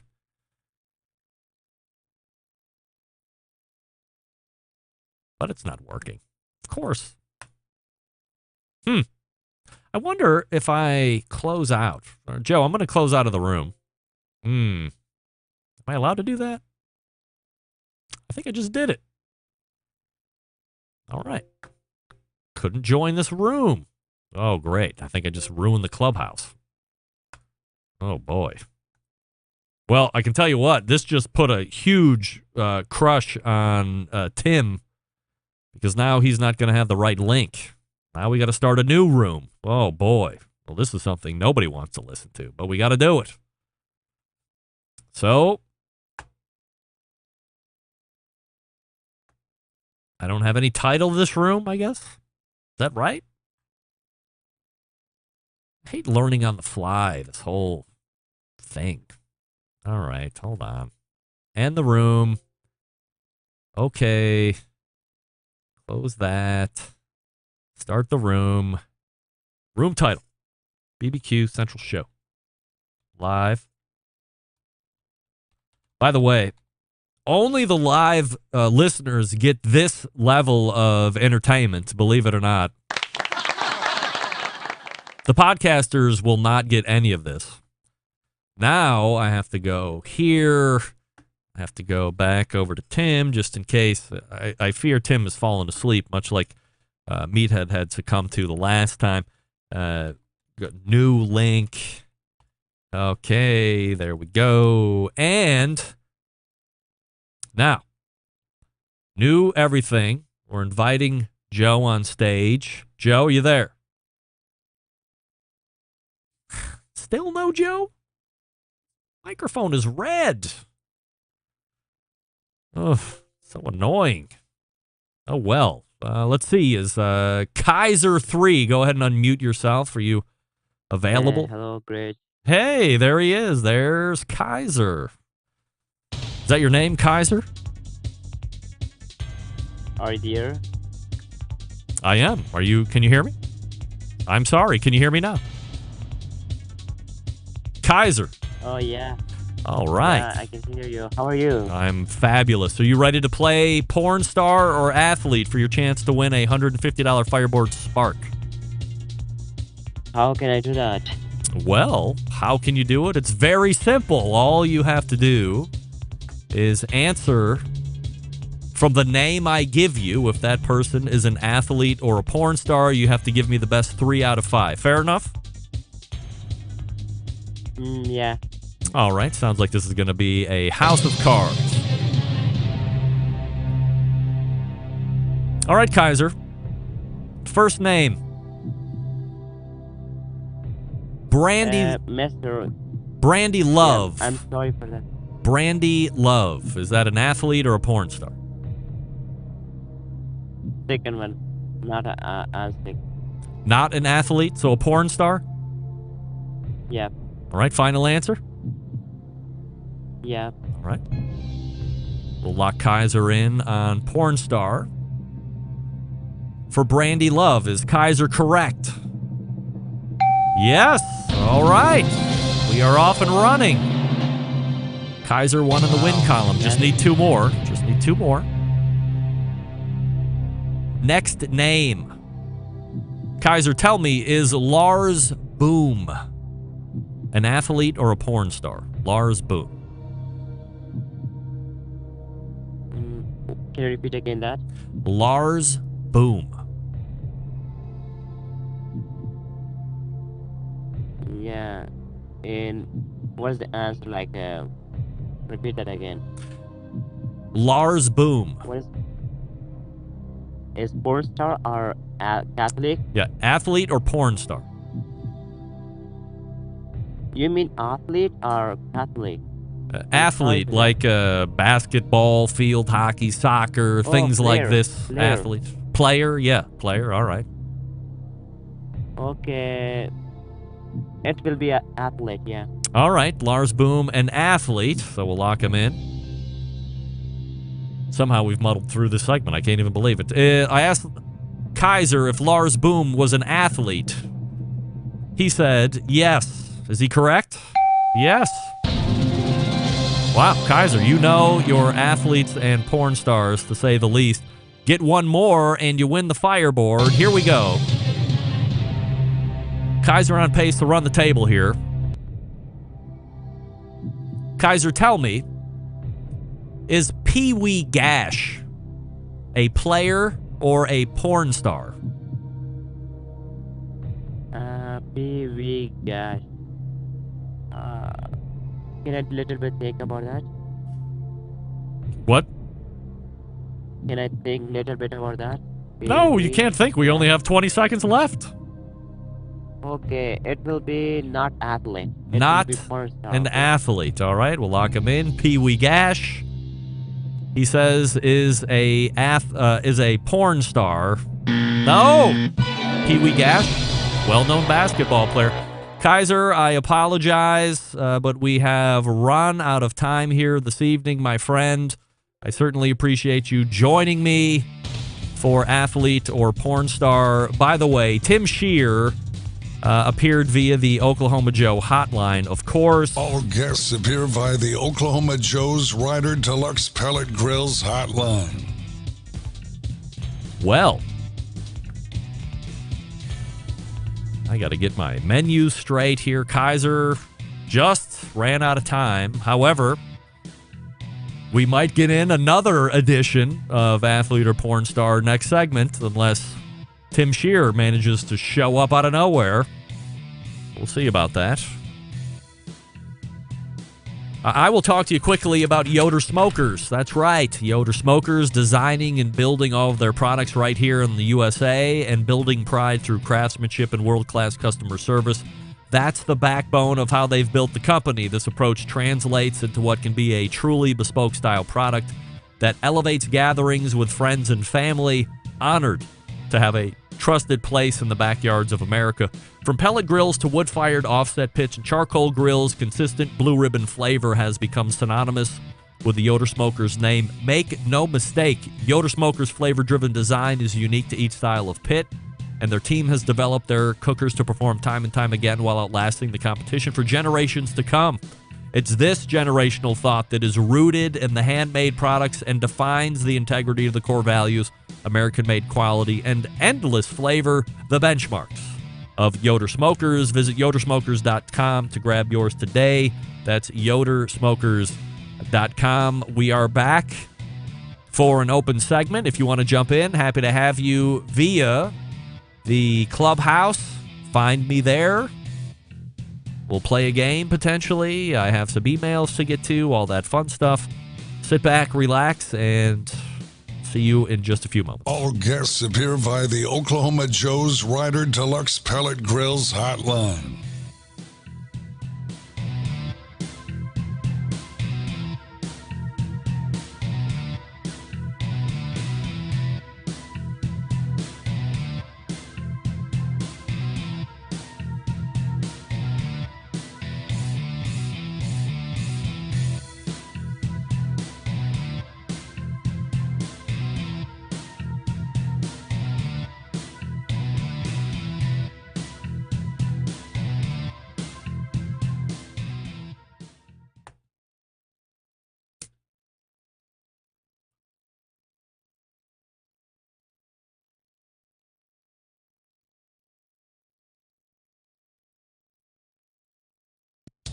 Let's get back to a guy who has more experience giving you his opinion than he actually has cooking.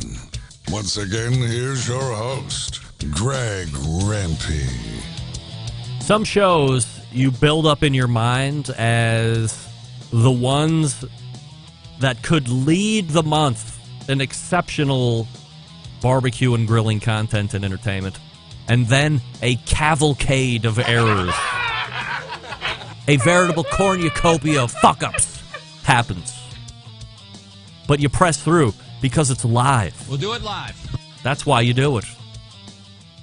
In any event, this portion of the show being brought to you by Smithfield. Head on over to smithfield.com right now for recipes as well as tips and tricks from well-known live-fire cooks like Darren Worth and Jess Pryles and Giles Cridlin. Mouth-watering flavor, no artificial ingredients. Smithfield Fresh Pork, quite simply some of the finest pork money can buy. The trusted choice of top cooks for use at competitions and at home. Let's quickly look at the clubhouse.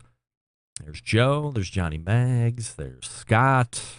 Still no Tim. Get that big stuff out of here. Tim mega jerking with the show karma. I figured multiple emails would have done the trick, but perhaps lawn mowing and getting ready for Memphis in May. Perhaps he's on the road heading to Memphis. I'd have no idea how far Memphis and Kansas, or maybe he's from Missouri, are, but it's got to be a hike. So I wish him good luck, but that's going to be hard to overcome karma like that. Luckily, I have some emails that I can cover here while we reload for Athlete or Porn Star. Ben in Cleveland. I'm sorry. We already talked about Ben in Cleveland and the 3-2-1 method. Here we are.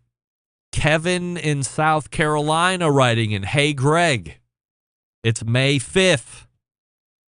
Chori Pollo, Cinco de Mayo in Sumter, South Carolina at my favorite Mexican restaurant, Las Palmas.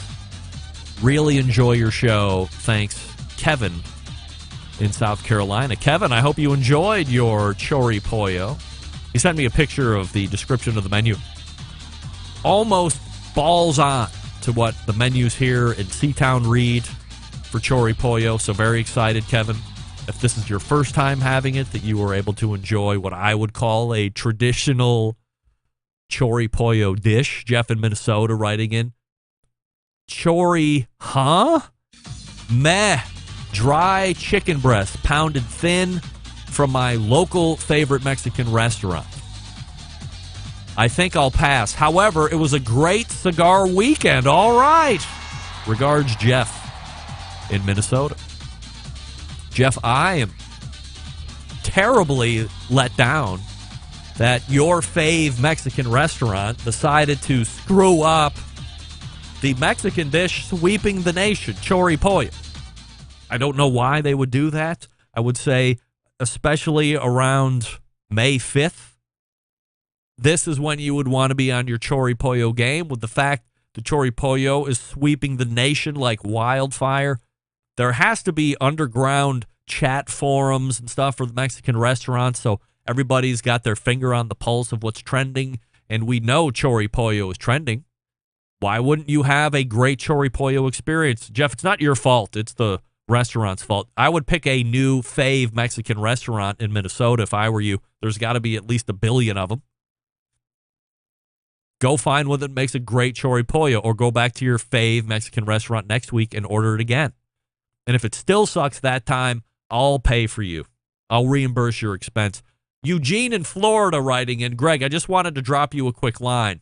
I used to say that sous vide was a solution looking for a problem. Not. Andrew, you are not the father. Not anymore. I've been playing with the ANOVA, doing shrimp, chicken, and more recently, steak. We did some ribeyes, sous vide with a quick sear on the gas grill.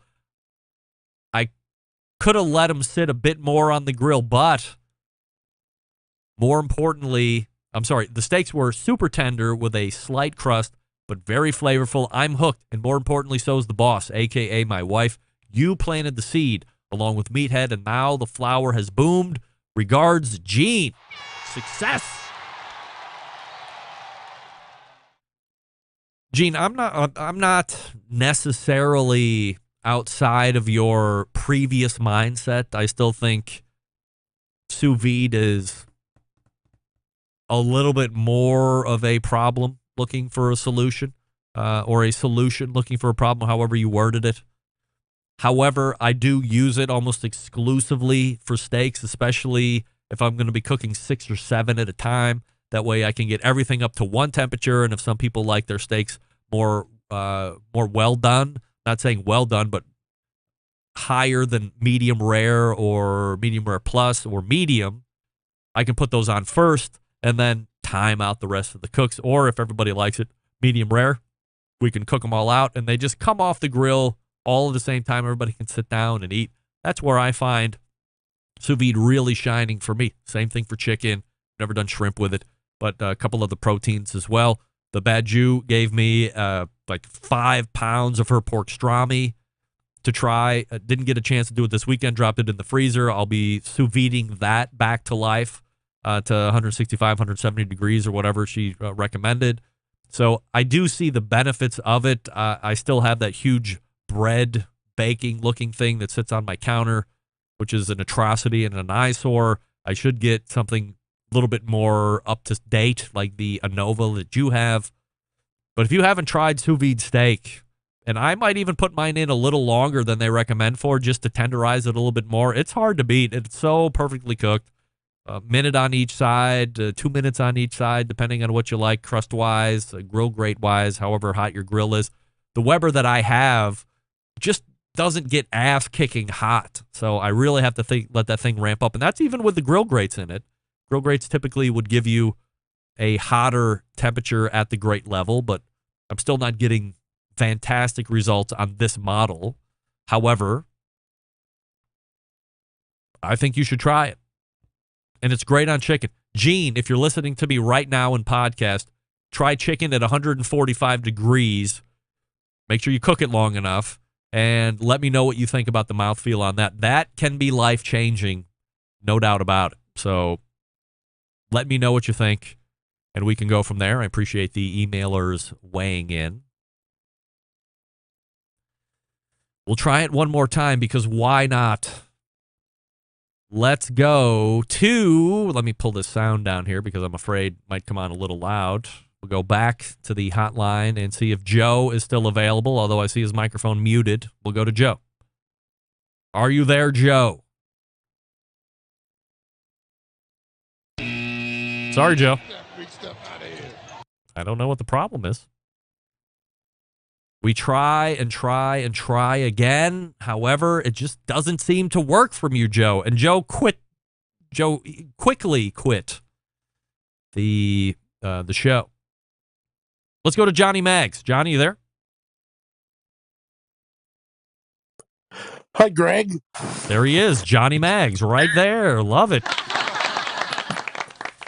All right, Johnny, first things first, I think it was last week you won a prize. I'm not the radio station guy because this is a whole different prize, one that you could possibly really appreciate and adore.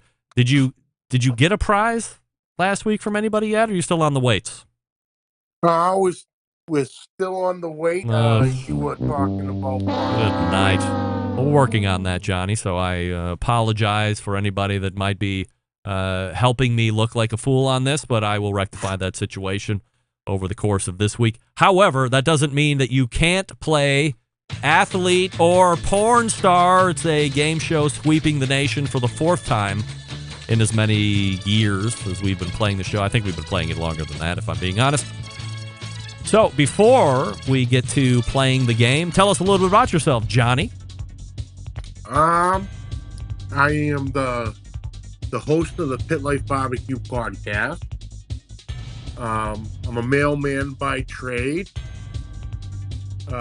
barbecue enthusiast, and yeah, that pretty much sums it up. All right, let's get right into the game. You know how it goes, Johnny. Yes, sir. I'm going to give you a name. You're going to tell me if it's a porn star or athlete. You're going to get the best 3 out of 5 correct, and you're going to win a $150 Fireboard Spark, which I'm sure you're excited about.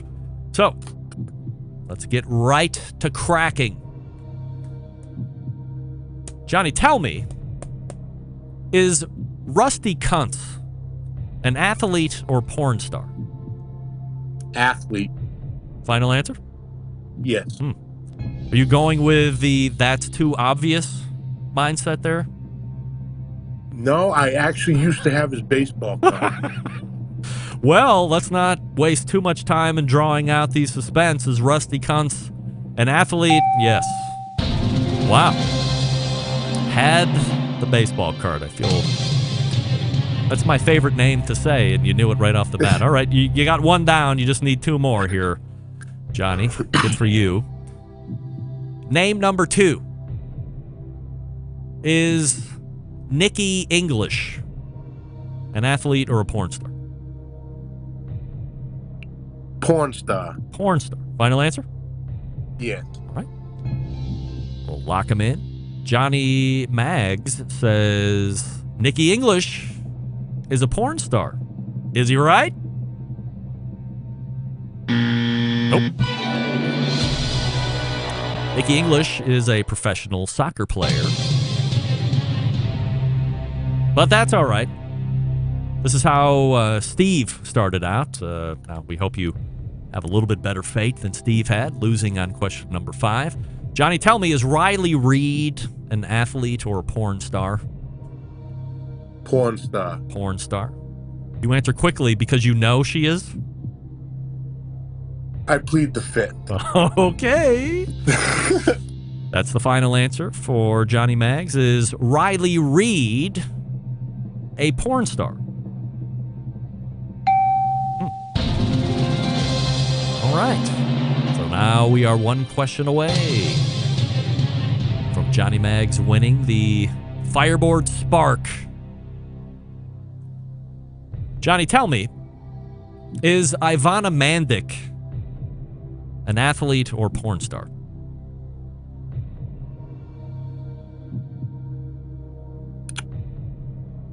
Athlete.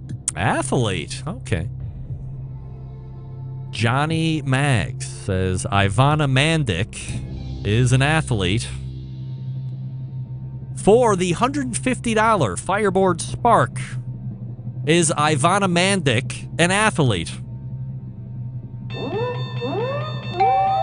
Yes! Well, look at you. Johnny Maggs knows all. He's up on his porn stars. He's up on his athletes. And perhaps he's guessing at one or the other. We will levy no inclination one way or the other. But what we do know is Johnny Maggs, the host of the Pitmasters, the Pit Life Barbecue podcast over at the United Podcast Network, has just won $150 Fireboard Spark for free. So, Johnny, what I can tell you is this. Send me your shipping information again, and I will make sure that that gets redirected to Ted Conrad over at Fireboard. He will make sure that the Spark is sent out to you, and then let me know when you get it, and try it around. Let me know what you think of it offline, and I will also get the other prize from last week out to you. We appreciate you playing. Thank you, Greg. I appreciate it. This is very generous of you and everyone involved. No problem. We appreciate you coming on and playing along, of course. By the way, still no Tim Shear, which is disheartening.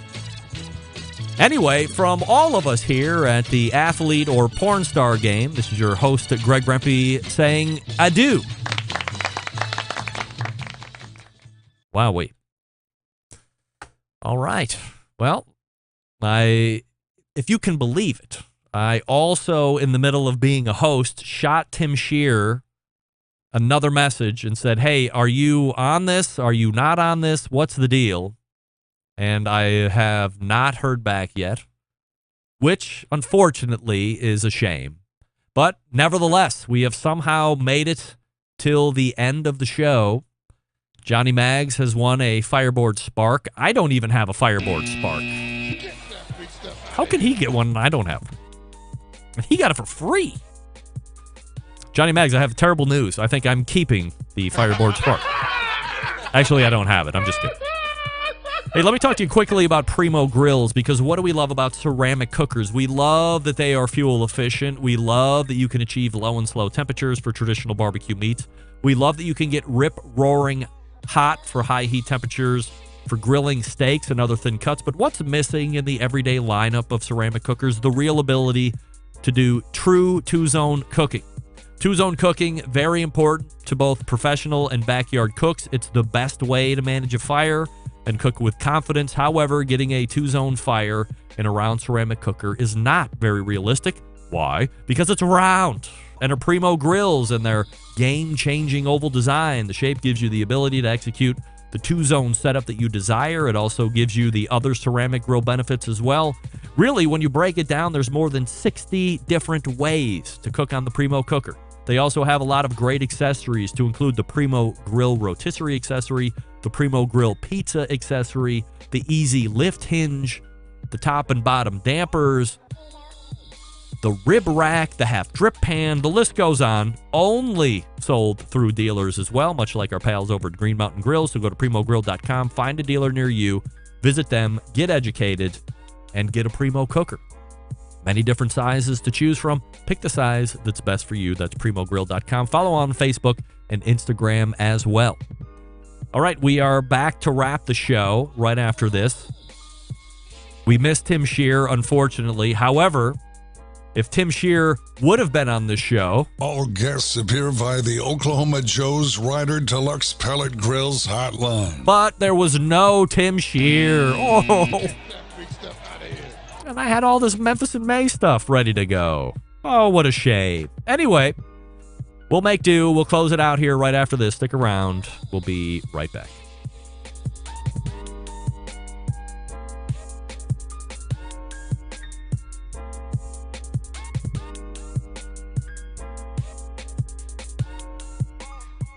Whole packers, full racks, legs and thighs, injecting butts. If you've never heard this before, you might think you found the best XXX show ever.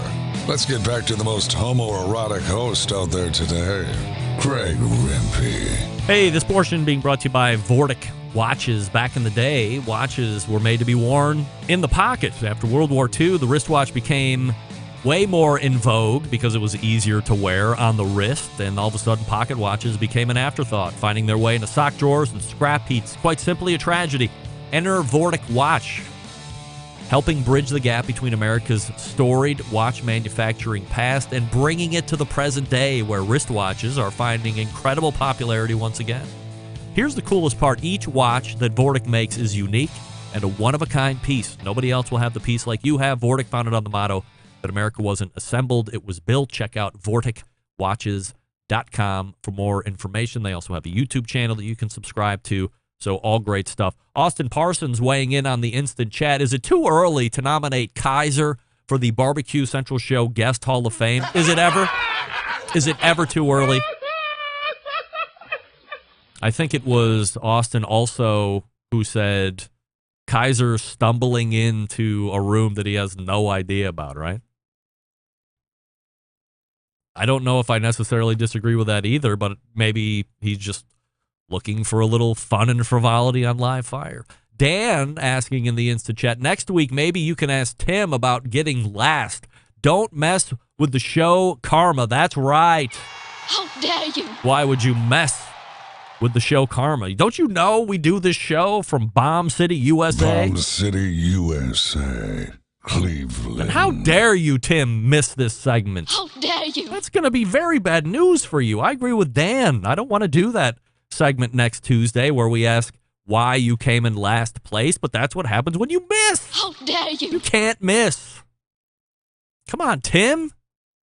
Blues Hog, Gateway Drum, Shake and Bake, Blues Hog competition team, defending Memphis in May. Oh. Well, somehow we muddled through it, gang. I can't believe it. We're here at the end of a show. I thank everybody for participating. We all pulled together and got this through to the goal line. So let's look back, can't we? All the way back in the first hour, Meathead revisited us after taking a nap last month. We talked about combustion, and we talked a little bit about some other things that I can't remember right off the top of my head. Then, who did we talk with? Robert Moss, robertfmoss.com, also the author of the Q Sheet, also the contributing editor, barbecue editor to Southern Living Magazine. We talked about his grilled cheese, mayo versus butter on the outside of the bread experiment. He said the butter grilled cheese, better and better and better every bite. The mayo grilled cheese, not so great to start, really bad by the finish. In fact, didn't even finish it. So that's a little bit heartbreaking to me because I'm a big mayo guy on the outside of grilled cheese, but evidently our palates are different, and that's fine. We can accept our differences. The second hour, we, of course, talked with Tim Shear from Shake and Bake. Wait a second. No, we didn't. Tim, apologies accepted in advance. Don't worry about it. Be ready next Tuesday when we talk about the DAL in Memphis in May, and how could that have happened? I will have all the answers for you and Brad. Don't worry about it. And then, of course, we thank Johnny Maggs for playing Athlete or Porn Star. He won it. He gets a $150 Fireboard Spark. We thank Ted Conrad from Fireboard, all the gang over there, for giving us a Fireboard Spark to give away. Hopefully you have fun with that promotion. And Johnny, hopefully you get some great use. I would love to know your feedback on the instant read meat thermometer portion of that as well. I know the Fireboard thing is going to work gangbusters. That's the flagship concept there. But what about the instant read thermometering of it? I want to know about that. We also thank Steve for playing, but he lost, unfortunately, right on question number 5. And I thank everybody for listening here this evening. We have a big show planned for you next week, of course. Hopefully the winner of Memphis in May, amongst others like Steven Reichland and Susie Bullock. The list of many, the prolific barbecue stars here, only appear on the BBQ Central show. And don't forget to tune in tomorrow at 3 p.m. Eastern, where we will learn the 9 finalists for the BBQ Hall of Fame here in 2020. Until then, this is your program host. So how do I always leave you? September 11th, 2001. I will never forget. And until next Tuesday at 9 p.m. Eastern, this is your program host and proud U.S. American, Greg Rempe. Good night now.